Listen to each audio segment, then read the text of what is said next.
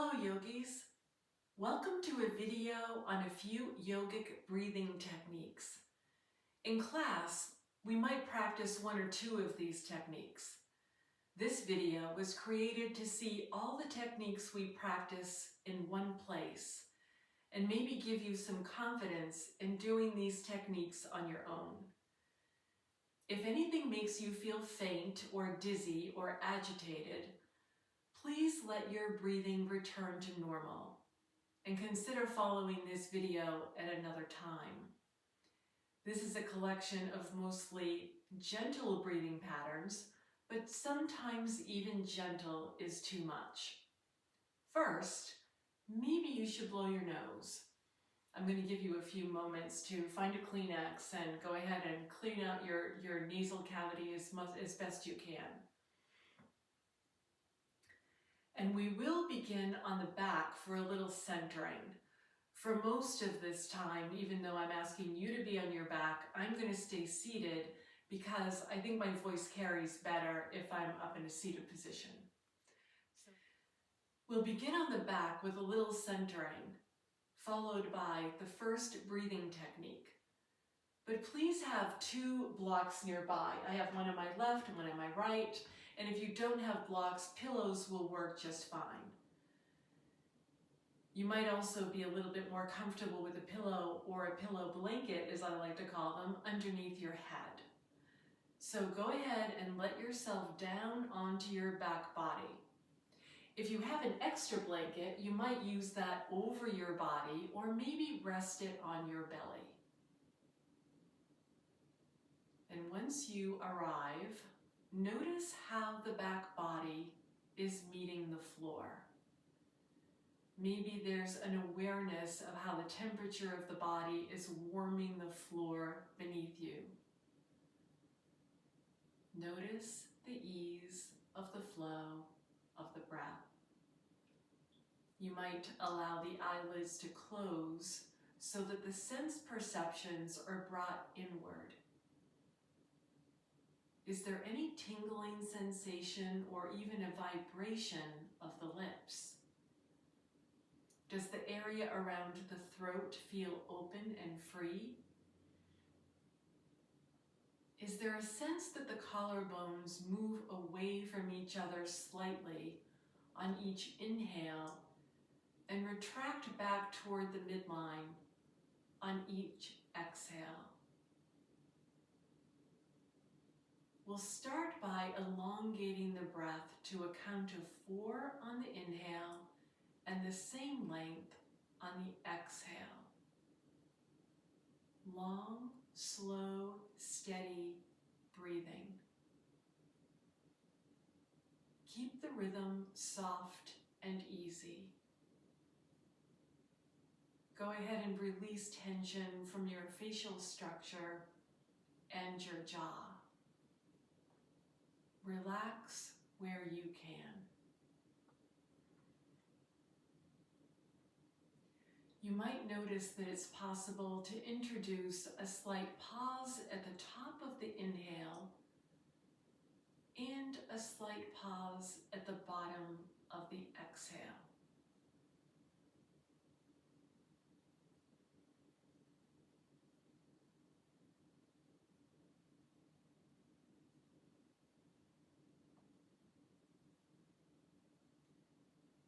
And if the eyes are closed, go ahead and blink your eyes open. That helps get some moisture on the eyeballs. And I'm going to demonstrate on the back body how to use the props. You can see that I'm using blocks, and I bring them in close enough to the torso that the backs of my arms near the elbow and the back of the humerus bone can rest on top of my props, so that one hand is on the belly and the other hand is on the upper chest. The hands are there to witness the movement of the body that follows the breath. So we'll start by doing a little belly breathing, and that means that we're going to expand the belly on the inhale and let it release back on the exhale. And this is a very soft, slow movement of the body. We're not trying to blow it up like a balloon. We're just noticing a little bit of rise of on the inhale, and then that falling back on the exhale. And do this a few times to help settle down your thoughts, settle down the emotions, and feel this energy of going inside, this being in touch with yourself.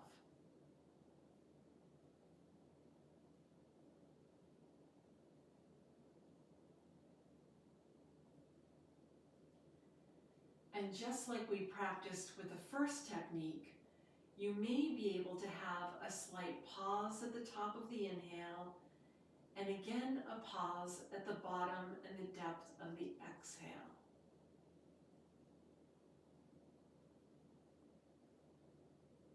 And let's let that go and move the breath to the upper part of the chest.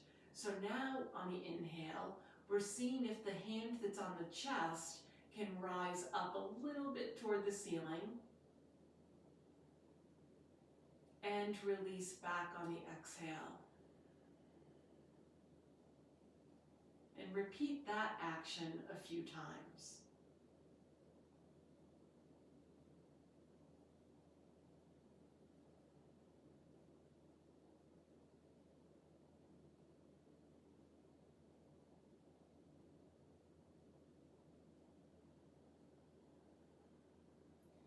And there's no rush here.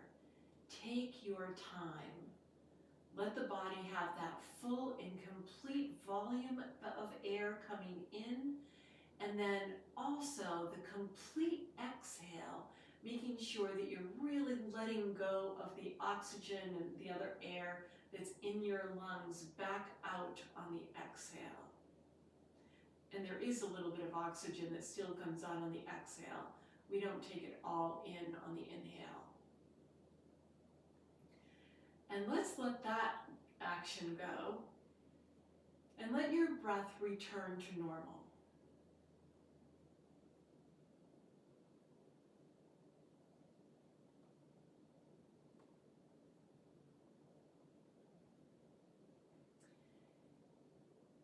And next, I'm going to cue for alternating between belly breath and chest breath. If you prefer doing one or the other, this is your practice, so go ahead and do what suits you best. But I'm going to expand the belly on the inhale, let it release on the exhale, and then switch to the chest.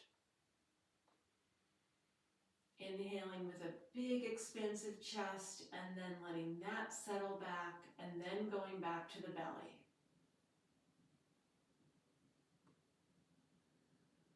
So slowly alternating between the two.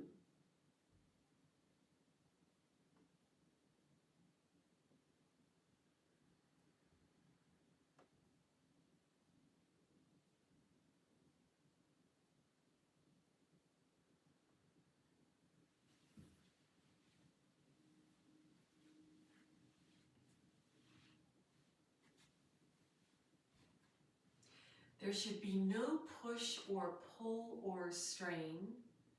If you need to go back to just your regular breath a few times, that's fine too.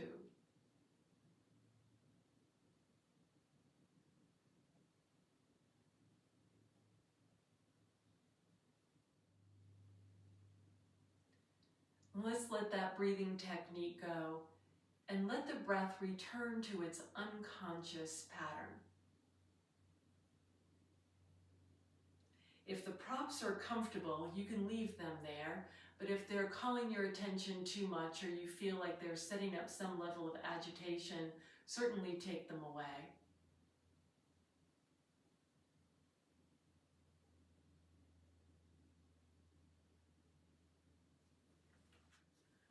For the next few moments, notice where the breath is entering the nostrils.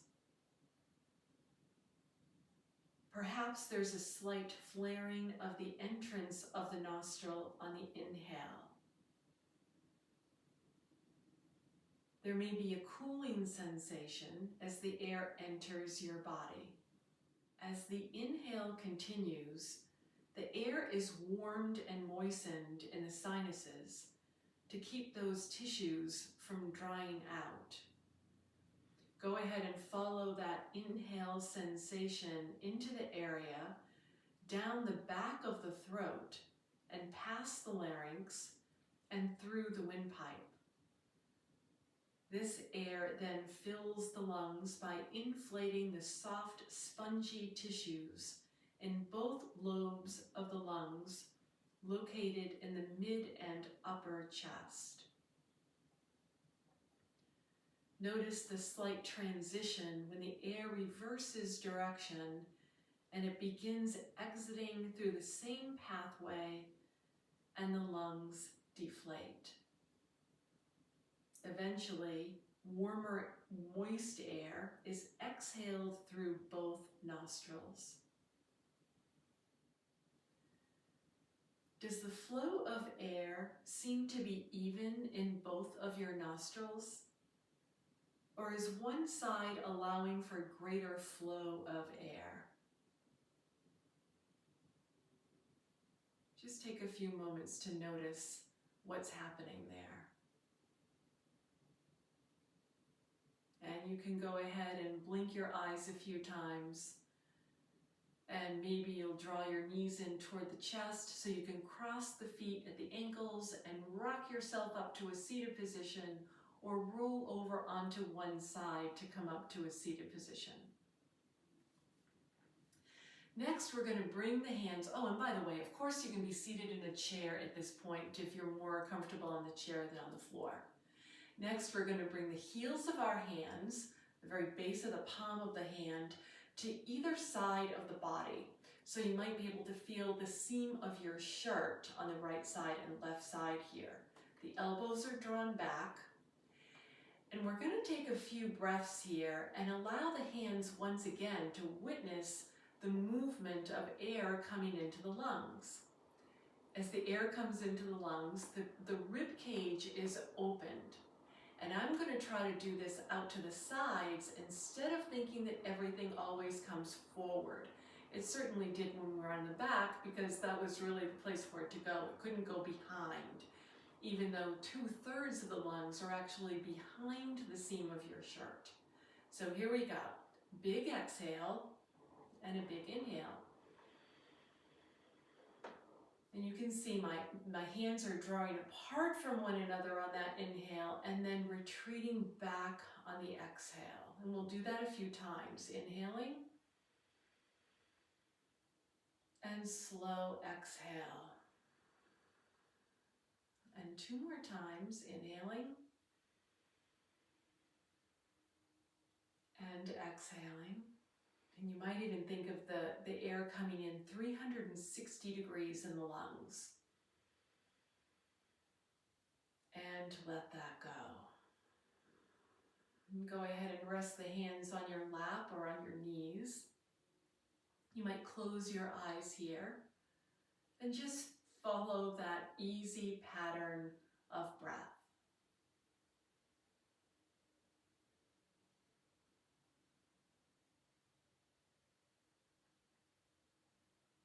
We're just allowing the breath to return to that normal kind of unconscious breathing.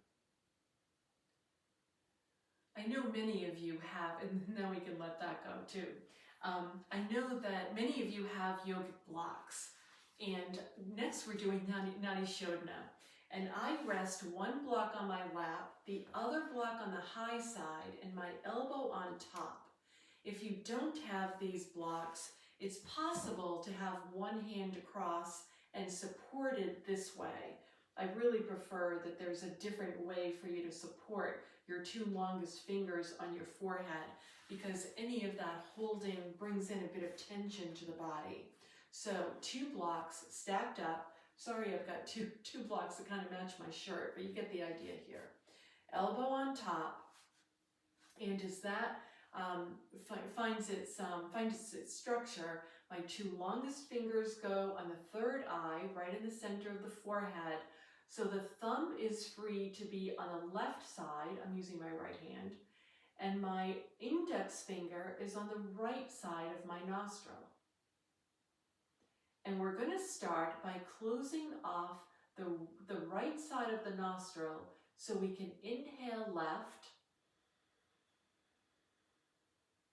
close left with the thumb, exhale right.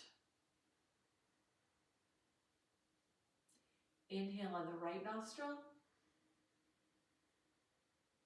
close the nostril with the ring finger, remove the thumb, exhale left. Inhale left, close left, exhale right. Inhale right, close right, exhale left. And go ahead with that pattern a few more times on your own. Sitting up straight and tall, crown of the head reaching for the ceiling.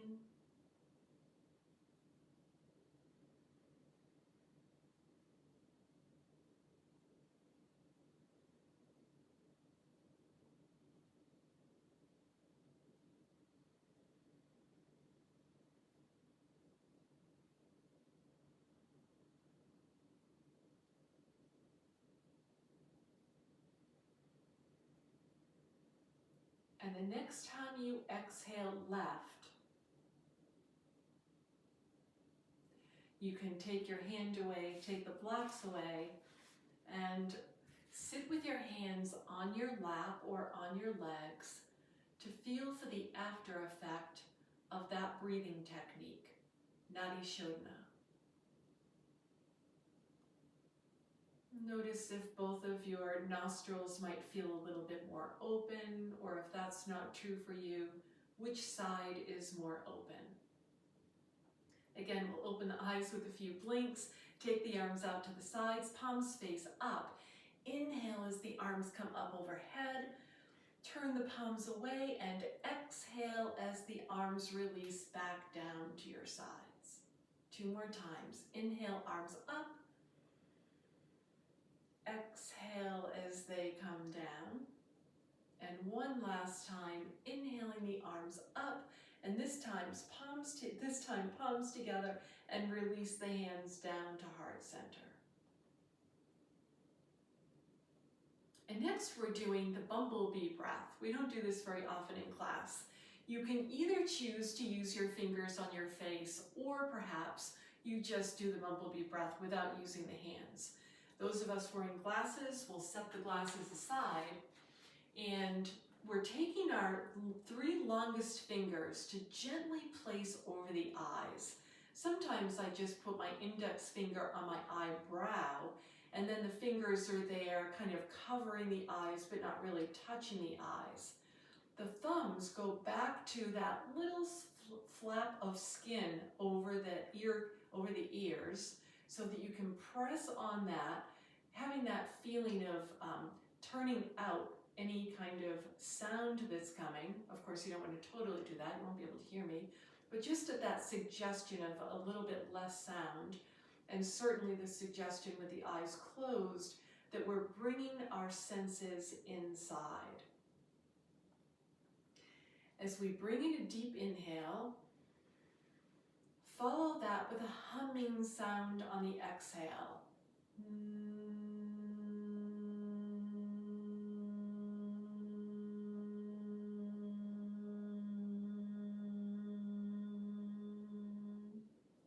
And when you're out of air, there's an inhale, followed by the humming sound on the exhale.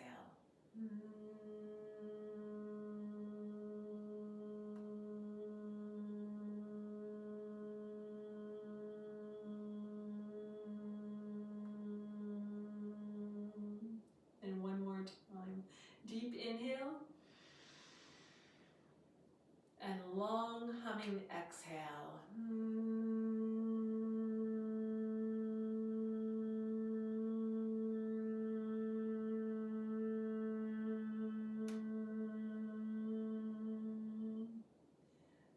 that is the bumblebee breath. I have to put my glasses back on so I can read my notes. Okay. Next we'll go to ujjayi breath. Now that we've done the humming, you've felt that vibration in the vocal cords, and that will happen again in ujjayi breath, but without the humming. Ujjayi breath is sometimes called the victorious breath. So again, think about that humming activity and what had to happen for you to create that hum. Have a bit of an inhale, and then act as if you were going to hum, but just before that sound actually starts, so that somebody sitting next to you could hear, there's a little vibration that happens, and you might hear it in your ears. And have the exhale happen, but keep the hum from occurring.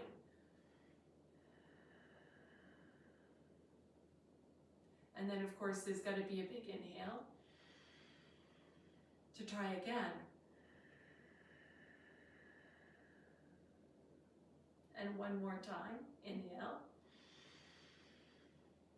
And that exhale that just coats your vocal cords with air. Ujjayi breath can also be done on the inhale, but it's a little bit more tricky. But go ahead and give it a try and see if you can make it happen.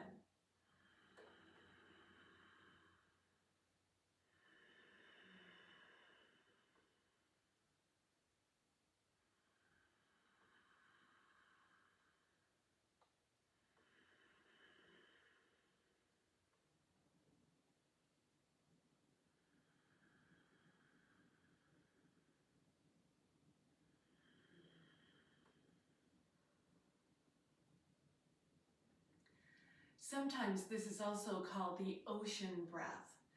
Because we're bringing in a very large volume of air, you might start to feel a little bit dizzy. And if that happens, you have a couple of choices. Of course, the easy, obvious one is to just stop doing the technique and let your breath return to normal.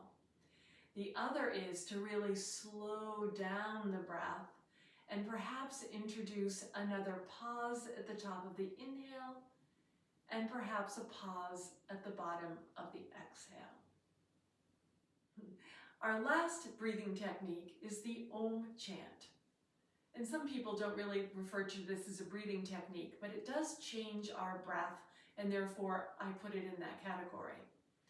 In many yoga classes, Om is taught as just the O and the sound. But today we're going to be practicing it as I was taught it by Debbie Cohen a long time ago. O, Ah, and And the louder you make these sounds, the more you are treating your body like a musical instrument, and you'll get much more vibration into the body that way, which is kind of the whole point, or at least one of the points. So again, it requires a full and complete exhale, so you can have that big inhale.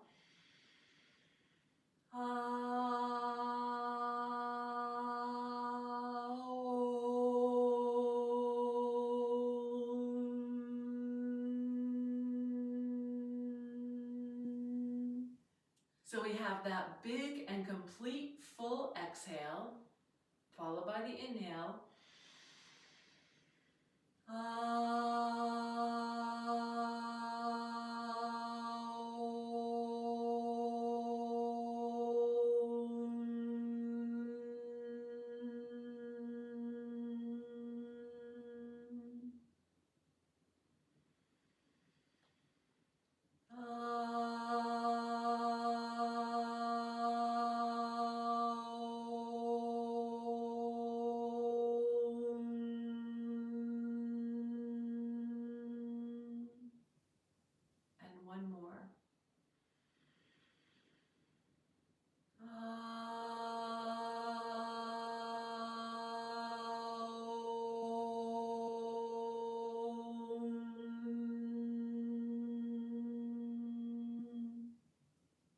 I hope you've learned a little bit about breathing techniques, and And perhaps you'll try the video a few more times to see if you can get more comfortable or more experienced at doing these techniques.